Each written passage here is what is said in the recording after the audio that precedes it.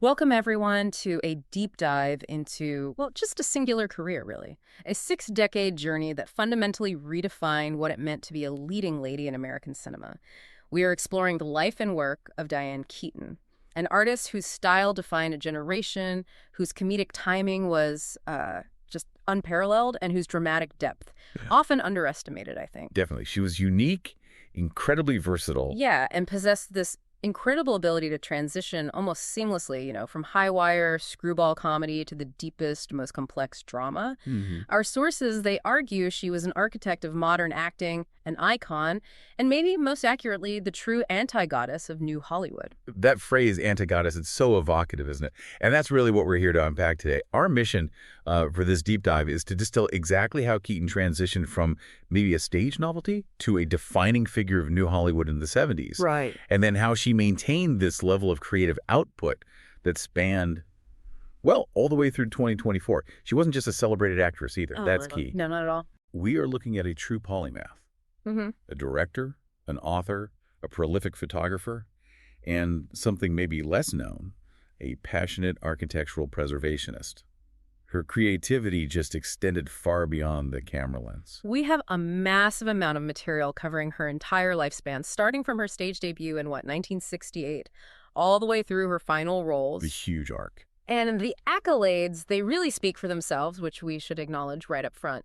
An Academy Award, a BAFTA, 2 Golden Globes, and the AFI Life Achievement Award, which is, that's perhaps the highest honor in American film. It really is. This immense body of work, as one critic summarized it, made her talent difficult to explicate and impossible to duplicate. I love that quote. It sums it up perfectly. It truly is a career built on self-invention, and fittingly, the sources show that process began right at the starting line. Almost literally. Exactly. Let's start with an initial nugget, something that perfectly captures her tendency towards self-invention. She was born Diane Keaton Hall in Los Angeles, right? But when she joined the Actors Equity Association, she adopted her mother's maiden name, Keaton, as her professional surname. And why? Because, remarkably, there was already an actress registered under the name Diane Hall. Wow. It was a practical decision, sure, but it marked the official birth of the icon we know. It's fascinating. A subtle administrative hurdle that kind of accidentally resulted in the creation of this legendary persona. That initial shift allowed her to define herself right from the get-go, rather than be defined by, a conflict with a pre-existing identity. Okay, so let's lay the foundations. Diane Keaton Hall, born in Los Angeles, 1946, eldest of 4 kids. Her family background is quite telling, I think, about the blend of discipline and creativity she inherited. Tell us about her parents. Well, her mom, Dorothy Dean, she was a homemaker, but also an amateur photographer, which becomes important later. And her dad, John Newton Ignatius Hall, they called him Jack. He was a real estate broker and also a civil engineer. He was noted as being half Irish through his mother's side. Okay, but what's really crucial here, according to the sources, is where that initial spark for performing came from. It wasn't like a classic Hollywood connection. No, it was her mother, Dorothy. She won the Mrs. Los Angeles pageant. Right, and Keaton later spoke about this, saying the sheer theatricality, the performance aspect of that whole event, that was what first inspired her impulse to become an actress. Wow. Her career sort of had its genesis in watching her mother engage in this very specific, almost domestic kind of performance. That immediately links her work to the complexities of American womanhood, doesn't it? Long before she ever stepped onto a major set. Absolutely. And she chose a powerful role model, too. Katharine Hepburn. Exactly. Whom she specifically admired for playing strong, fiercely independent women, a template Keaton would eventually, modernize in her own way. She honed her craft locally first, starring as Blanche Dubois in a high school production of A Streetcar Named Desire, quite a role for high school. That's ambitious. Yeah. She graduated in '63, then brief stints at Santa Ana College and Orange Coast College before dropping out to make the inevitable move to Manhattan. And Manhattan was where she stopped just dabbling and started studying seriously. She enrolled at the neighborhood playhouse and studied the Meisner technique. Okay, explain that a bit. Why is the Meisner technique important here? Well, this isn't just a biographical detail. It's pretty central to understanding her acting style. The Meisner technique emphasizes what actors call the reality of doing and focusing on genuine moment-to-moment reactions with your scene partner. Ah, okay. So how did that training then inform her later film work? It really provided the foundation for her incredible chemistry with other actors. She herself viewed acting as being only as good as the person you're acting with. Mm.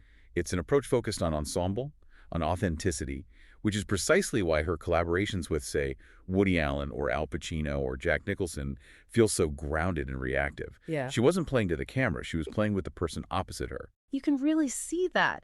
And we see the independence, that self-possession emerge almost immediately in her professional career, right? When she landed a role as an understudy in the original 1968 Broadway production of Hair. Groundbreaking show. Very controversial for its time, especially for that famous nude scene at the end of Act 1. And this is where she gained her first bit of notoriety, wasn't it? Yeah, for refusing to participate in the optional nudity. Those who chose to disrobe, they received a $50 bonus, which is, considerable money for an understudy back in '68. Wow, $50. She spent 9 months in the production, but consistently refused the bonus and the exposure. This choice established an early pattern, really. She was comfortable pushing boundaries in performance, but only on her own terms, maintaining a very specific boundary around her personal life and image. After 9 months in Hair, then the crucial audition happened, the one that kind of led to her professional destiny, meeting Woody Allen. Right. She auditioned for his 1969 play. Play it again, Sam. And the sources say she almost lost the part. Yeah, because she was too tall. She's 5 feet 8 inches, which is about 5 centimeters taller than Allen.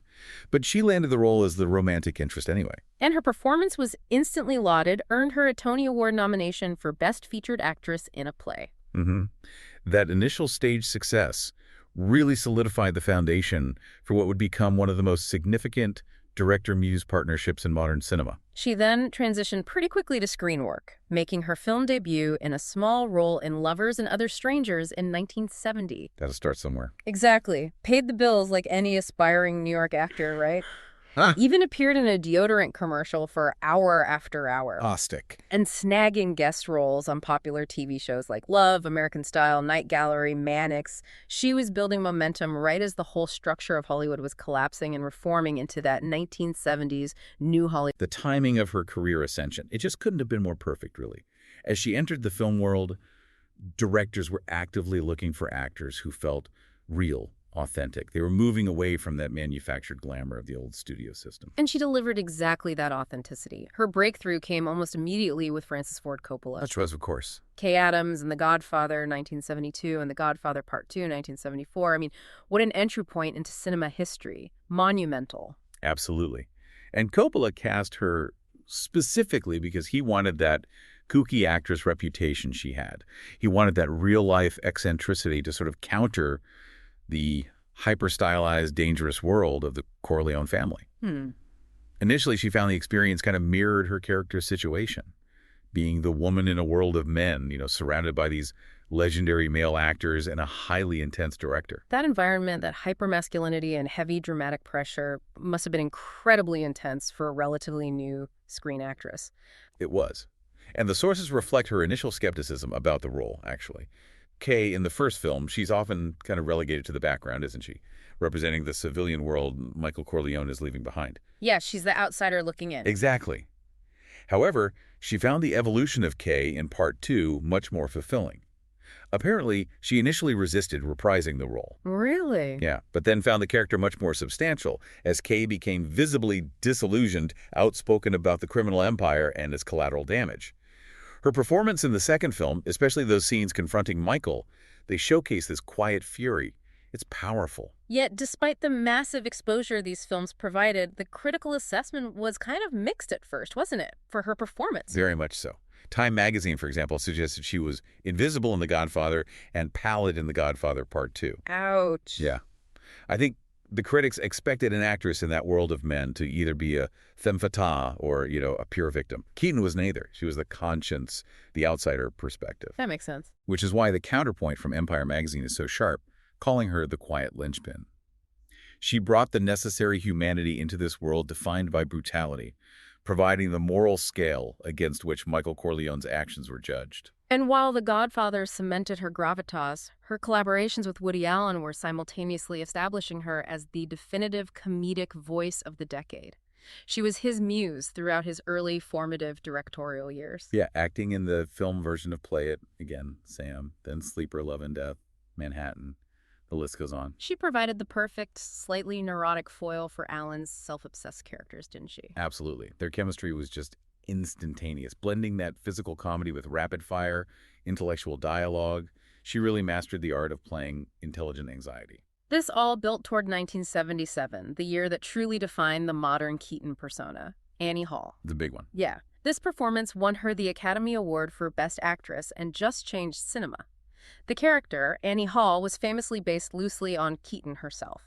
Annie was her nickname, Hall was her original surname. Alan called the character an idealized version of Keaton, capturing her mannerisms, her self-deprecating humor, her conversational tics, those little whirlwinds of semi-logic. That performance was truly revolutionary, wasn't it? Particularly for female representation on screen. Alan famously described it as watching a nervous breakdown in slow motion. Yeah, and film critic Molly Haskell coined that defining term, labeling her the anti-goddess, the insecure bungler she is. We need to pause on this concept of the anti-goddess. Okay. Because traditionally, a leading woman in Hollywood was either, unattainable glamour or sort of melodramatic tragedy. Keaton played the intellectual, anxious, awkward, and yet lovable mess. She really reflected the complexities of that second-wave feminist era, didn't she? Where women were gaining intellectual and professional independence, but were often still wrestling with crippling insecurity about relationships, career, self-worth. Exactly. She resonated because she normalized the flawed complexity of women who were smart but messy. Premiere Magazine later ranked it among the 100 greatest performances of all time, specifically noting that the genius was playing someone awkward, self-deprecating, speaking in endearing little whirlwinds of semi-logic. She just captured the ambivalence of that new generation of American women. And nothing cemented her status as a cultural icon quite like the fashion. The wardrobe in Annie Hall, the vintage men's clothing, the neckties, the vests, the baggy pants, the fedoras. It became instantly iconic. Totally. And apparently she brought some of her own clothing to the production, reflecting a tomboyish style she already favored. It was an incredible accident of style, almost. She made the choice to favor comfort and this intellectual aesthetic over the traditional 1970s screen siren glamour. And the sociological impact was profound. Her look, often described as masculine or androgynous, it normalized men's clothing and pantsuits for women in mainstream fashion. It was like a visual rejection of Hollywood's imposed femininity. Even decades later, that style remained her signature, didn't it? I remember reading a 2005 profile that noted she was easy to find. Look for the only woman in sight dressed in a turtleneck. Yes. Her unique style was just central to her public identity. It became a symbol of nonconformist confidence. But the danger of such a huge breakout role is being permanently boxed into a single type, right? So to avoid being only the ditzy muse, she made a strategic, kind of shocking pivot that very same year, 1977, taking on the dark, complex lead role in Looking for Mr. Goodbar. This was such a brilliant move to control her career narrative. She played Teresa Dunn, a Catholic schoolteacher for deaf children who led this dangerous double-life frequenting singles bars. Or talk about a switch from Annie Hall. Exactly. She moved from that lighthearted intellectual comedy to this exploration of self-destructive female sexuality. She was drawn to the role specifically as a psychological case history. And the critical reception confirmed her strategic genius, didn't it? Critics, who were kind of tired of restricted female roles, saw this as her declaring serious intent. Time magazine noted that she dominated the raunchy, risky, violent dramatization. Yeah, and Andrew Sarris, a highly respected critic, he analyzed her career trajectory at that moment and proclaimed her clearly the most dynamic woman star in pictures. That simultaneous success, the comedic triumph of Annie Hall, and the intense dramatic lead in Goodbar was established right there in 1977. It secured her versatility for the next 2 decades. The 70s weren't just about acting for her, though. The decade also saw her explore these non-acting passions that would really define her later life. Yes, absolutely. She had apparently a lifelong ambition to be a singer. Really? Yeah. And while a solo album in the 70s never materialized, she did feature her singing act prominently in films like Annie Hall and later Radio Days. I remember those scenes. And crucially, she seriously explored photography, a hobby she learned from her mother, remember? Right, the amateur photographer. Exactly. Her initial fascination led to her first collection, Reservations, published in 1980, which featured these haunting, beautiful photographs of deserted hotel interiors. She described the process of seeking out these empty spaces as an adventure. Hmm. It's an early clue, I think, to her lasting fascination with architecture and preserved history.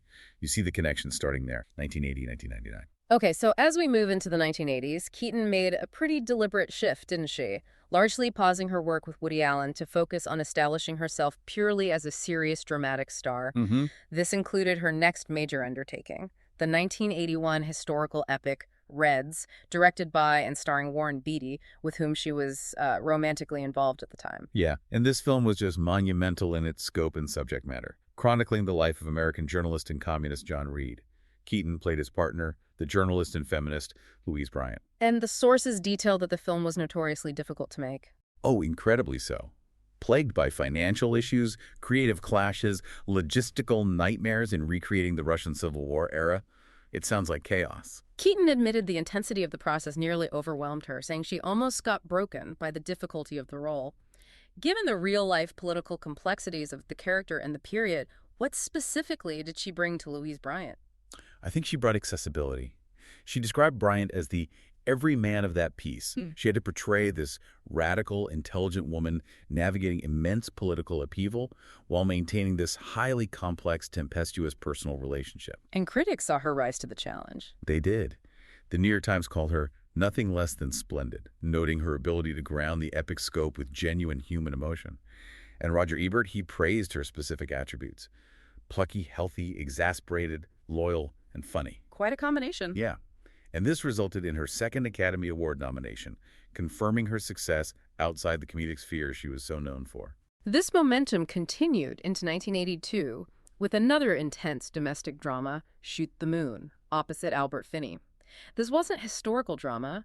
This was the raw, uncomfortable realism of a marriage just disintegrating. Yeah, and this is arguably where critics truly acknowledge her dramatic muscle, independent of her famous collaborators. The influential critic Pauline Kael was effusive, stating that Keaton's performance had moved on to a different plane. Wow, high praise from Kael. Absolutely. Kael concluded that Keaton had the strength and the instinct for the toughest dramatic roles, intelligent, sophisticated heroines. This critical assessment placed her firmly in the league of serious, character-driven dramatic actresses. She earned a Golden Globe nomination for it, too, cementing the success of her strategic pivot away from pure comedy. But versatility always means taking risks, right? And not every risk paid off instantly. In 1984, she took her first excursion into the thriller and action genre with The Little Drummer Girl, based on the John le Carre novel. Right, about the Israeli-Palestinian conflict. That film was a major critical and financial failure. She was widely deemed miscast, kind of struggling to find her footing in a genre that requires a very specific kind of cool detachment. Which isn't really her wheelhouse. Not really. But, we shouldn't necessarily view this as a setback, maybe more as a necessary learning experience. It proved that her strength lay in psychological complexity and character dialogue, not espionage thrills. Good point. And she recovered quickly that same year with Mrs. Soffel. Exactly. She received positive reviews for playing this deeply repressed prison warden's wife who finds love with a convicted murderer, back in her complex character zone. The late 80s then saw her embrace a sophisticated return to mainstream comedy, largely thanks to her first collaboration with writer-producer Nancy Meyers. Baby Boom in 1987. A massive commercial hit. She played J.C. Wyatt, this high-powered Manhattan career woman who suddenly, reluctantly has to care for a toddler. It let her fuse that intellectual, highly stressed persona with genuine warmth, didn't it? Perfectly. Kael again praised this return, calling it a glorious comedy performance, where Keaton kept the audience alert to every shade of pride and panic. It was like a magnificent, updated version of her nervous comedic self, now grappling with modern corporate womanhood and maternity. Then the 1990s brought the family comedy era. Although she started the decade with a commercial disappointment, The Lemon Sisters, she hit major commercial gold opposite Steve Martin in Father of the Bride in 1991. Huge box office success, though the sources note her casting wasn't automatic. Apparently, studios were nervous following the commercial failure of her 1988 film, The Good Mother. Ah, right. But the role of Nina Banks, the calm, grounding maternal presence, it just fit her perfectly. And she reprised that role in the 1995 sequel, Father of the Bride Part 2, where Nina Banks becomes pregnant in middle age at the same time as her daughter. Yeah, and that sequel provided a significant commentary on middle age and motherhood that really resonated with audiences. Critics started drawing that Katharine Hepburn comparison again, but this time noting her evolution. How so? Well, she had shifted from the stuttering uncertainty, maybe, of her early roles to presenting this fine and intelligent actress with a deeply felt maternal instinct. It was like the anti-goddess maturing into the approachable matriarch. That makes sense. And then the reunion everyone was waiting for. In 1993, she reunited with Woody Allen for Manhattan Murder Mystery, her first major film role with him since 1979. Yeah, and it was a fascinating twist of fate, actually, as she stepped into a part originally intended for Mia Farrow. Oh, right. It was this playful, nostalgic return to their rapid-fire banter. Critics universally adored the chemistry, noting the wonderful ditzy sparks flying between them, proving their collaborative magic hadn't diminished at all. Earned her another Golden Globe nomination. But the true cultural and commercial moment of the mid-90s, you could argue, was The First Wives Club in 1996. Keaton herself stated this film saved her life. That statement, it just speaks volumes about the power of that particular film, doesn't it? Starring alongside Goldie Hawn and Bette Midler. What a trio! Right. The film focused on divorced women seeking revenge. It wasn't just a hit. It was a cultural phenomenon, especially for middle-aged women. It grossed a massive $105 million in North America and gained this enduring cult following. It really validated the commercial potential of films centered on the experiences of older actresses. We also have to give sufficient time to her sustained directorial efforts during this period. She was actively pursuing directing while maintaining her high-profile acting career. In 1987, she directed and edited her first feature-length project, the documentary Heaven. Yeah, exploring the highly abstract topic of the afterlife, apparently driven by her own background. She explained she was always pretty religious as a kid and wanted to explore these questions visually. How was it received? The critical reaction was mixed, but the subject matter links directly to her deep internal search for meaning, a theme you often see in her non-acting pursuits. And she didn't stop there with directing. She directed music videos, including Belinda Carlisle's massive hit, Heaven is a Place on Earth. I remember that video. Right. 2 television films, and even an episode of David Lynch's cult series, Twin Peaks. Wow, Twin Peaks. That's cool. Yeah. Her first theatrically released narrative film followed in 1995, Unstrung Heroes. Unstrung Heroes, adapted from a memoir, was generally well-received and explored family dynamics, another recurrent theme in her work. Interestingly, she shifted the setting from New York to her childhood Southern California, suggesting she was drawn to material that allowed her to explore her own history and aesthetic sensibilities. This directing portfolio, it really shows a clear commitment to working behind the camera, not just relying on her acting fame. Definitely. She rounded out the decade with a powerful return to serious drama in Marvin's Room, 1996, playing Bessie, a woman with leukemia, opposite Meryl Streep and Leonardo DiCaprio.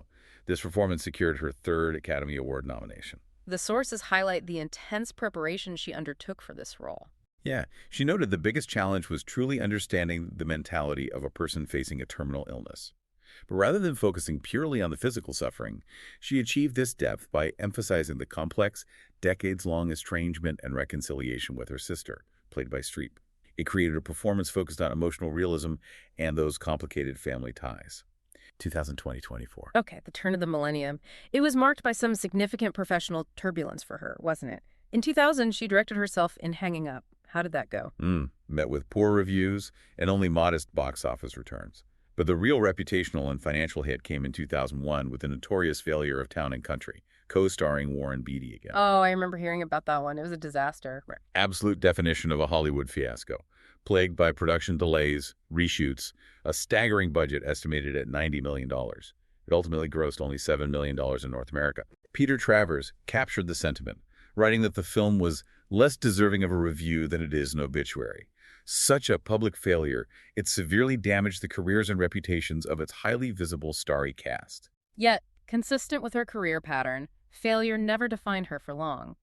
Her true, definitive resurgence came in 2003 with yet another Nancy Meyers collaboration, Something's Gotta Give, co-starring Jack Nicholson. Yes. This was more than just a box office success. It felt like a cultural correction. It absolutely was. The film grossed $125 million, which was a remarkable success considering the internal pushback Nancy Meyers faced when pitching it. Meyers recalled that no one wanted to see people of a certain age be sexy. This film just proved the industry wrong. It validated the audience appetite for sophisticated romances centered on older characters. And Keaton, who played a middle-aged playwright involved with Nicholson's character, she challenged the industry's ageism directly, didn't she? She did. She stated that people their age are much deeper, much more soulful. Why shouldn't they fall in love? The film captured that messy, soulful dynamic beautifully, earning her a 4th Academy Award nomination. It really gave her the definitive role of the mature, desirable, intelligent woman. Following that success, she continued her run of successful mature comedies, notably The Family Stone in 2005, playing a family matriarch and breast cancer survivor. Yeah, and Peter Travers praised her ability there, calling her a sorceress at blending humor and heartbreak.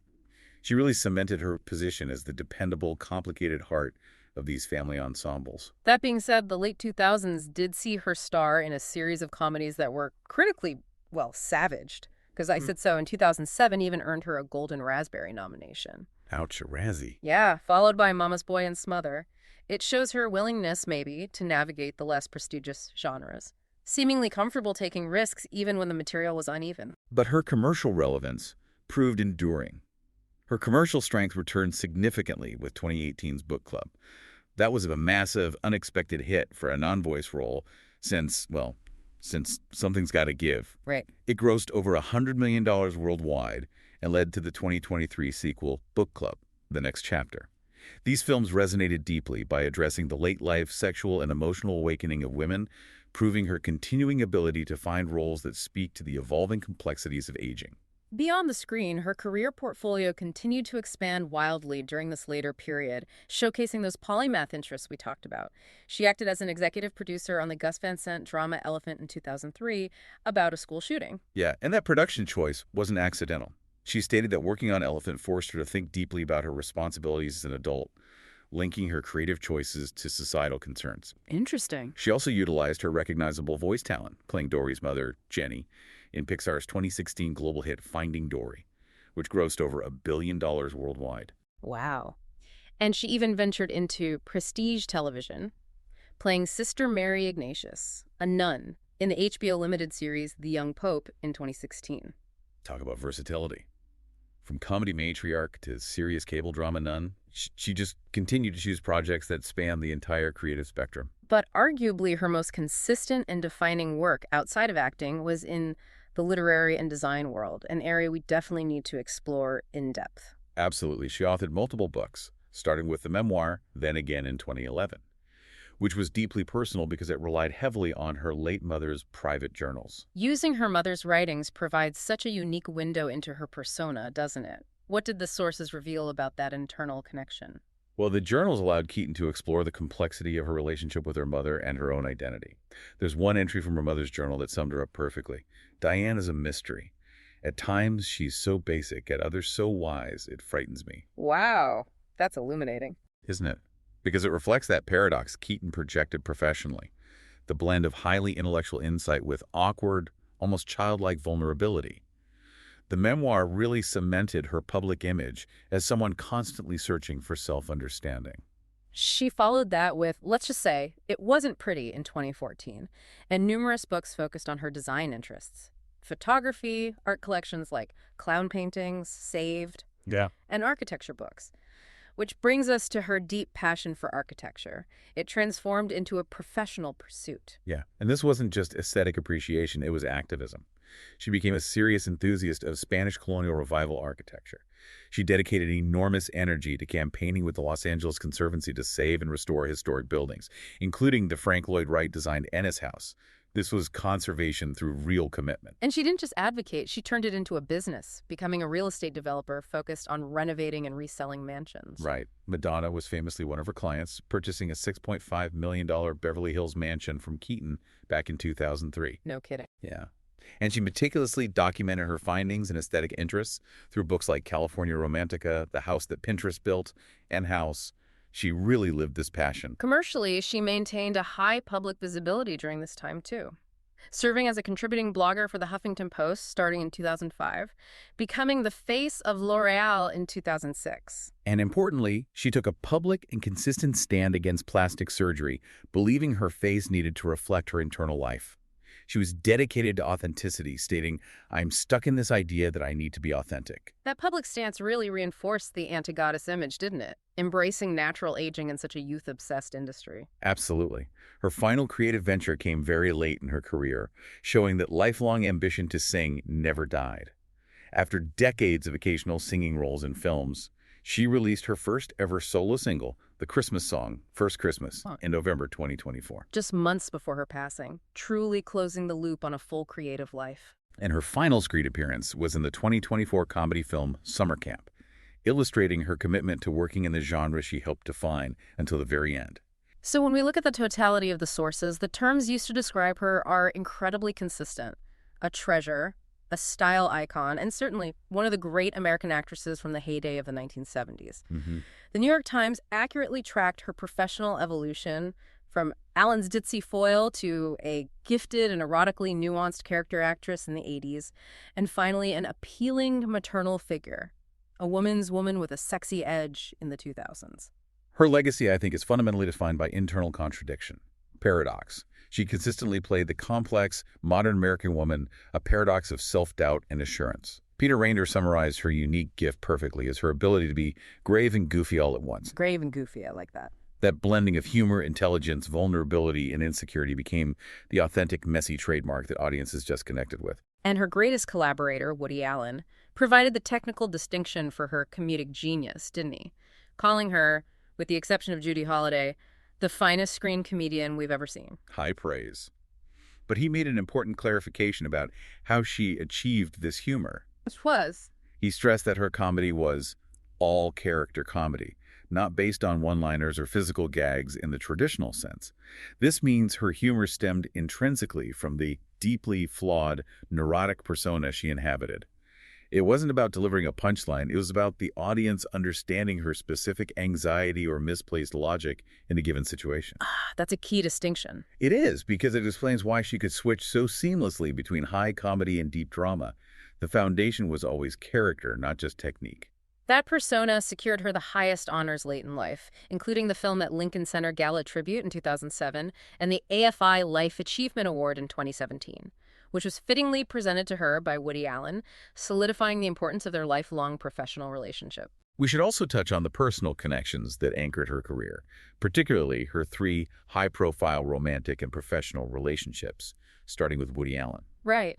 Their relationship turned romantic after they met during rehearsal for Play It Again, Sam. They briefly lived together, but their romantic involvement became more informal by 1972, even while their creative partnership was reaching its absolute peak. Their ability to pivot from romance to enduring, highly productive friendship is pretty remarkable in Hollywood, isn't it? It really is. They went on to work together successfully on 8 films, demonstrating this mutual respect that transcended their personal history. She also had an intense on-again, off-again relationship with her Godfather co-star Al Pacino that lasted through the filming of The Godfather Part 3. And she had such high praise for him, calling him simply the most entertaining man with a killer face. You can feel the connection there. Yeah. And then there was Warren Beatty, whom she dated when they filmed the ambitious epic Reds. The sources note that the relationship was severely tested by the immense strain of the film's chaotic production, and it ended shortly after wrapping. Yet, like Allen, they remained lifelong friends. There's a pattern there. There is. And the sources suggest this famous ability to remain friends with ex-partners speaks not just to personal chemistry, but perhaps a strategic maturity keeping important collaborators close, valuing professional synergy maybe above personal pain sometimes. In her 50s, she made the highly personal decision to become a mother, adopting 2 children, a daughter in 1996 and a son in 2001. Yeah, she described motherhood as the most completely humbling experience she ever had, a statement that really underscores how deeply she cherished her identity outside of the Hollywood structure. In terms of her personal life and belief system. Well, she was raised Free Methodist but became agnostic, which, as we discussed, directly motivated her documentary Heaven.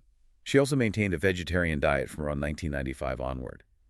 She really pursued a full, rich life right up until the end. Her health declined in the months before her death on October 11, 2025. At age 79 in Santa Monica, California. The cause of death was confirmed as bacterial pneumonia. And the outpouring of tributes was immediate and widespread, reinforcing her broad impact across generations and genres. Woody Allen, Her lifelong partner in creativity wrote a powerful remembrance calling her unlike anyone the planet has experienced. Oh. And Nancy Meyers wrote that they had lost a giant. The fact that co-stars across comedy, drama, family films, from Pacino to Hahn, Midler, Steve Martin, all paid tribute, shows how deep her connections ran across the entire industry. So our final synthesis of her career, it really is that she carved out a totally unique space in culture. She had the intellectual capacity to play the serious hero in Reds, the comedic brilliance of Annie Hall, and the emotional warmth of the dramatic matriarch in The Family Stone. All while breaking every traditional style rule. Exactly. And dedicating herself intensely to creative pursuits outside of acting, whether it was direction, photography, or architectural preservation. Her enduring image, that Keaton persona, it's defined by that powerful mix of wit, insecurity, high intelligence, and perhaps most importantly, a principled refusal to conform to the traditional ideals of a movie star.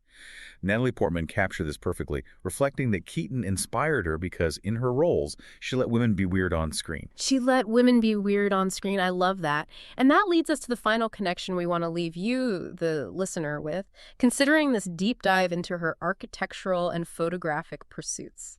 We know she had this lifelong professional commitment to conservation documenting and fighting to preserve spaces and historical styles from the past, like those Spanish colonial revival buildings. So the question is, How did this intense interest in preserving the aesthetic structures of the past, whether it was vintage clothing or historic buildings, how did that paradoxically inform her ability to constantly reinvent herself as a fiercely modern actress?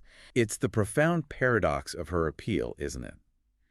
She seemed to find freedom in the structure of the past, whether it was the vintage menswear that gave her confidence or the historic architecture she fought to save that provided her with creative grounding. That commitment to recognizing and preserving authentic aesthetic history somehow enabled her to become the face of modern complex womanhood on screen. She used the structure of the past to define the freedom of the present. Exactly. It's a fascinating thought to explore further. Thank you for joining us on this deep dive into the singular career and polymath pursuits of Diane Keaton.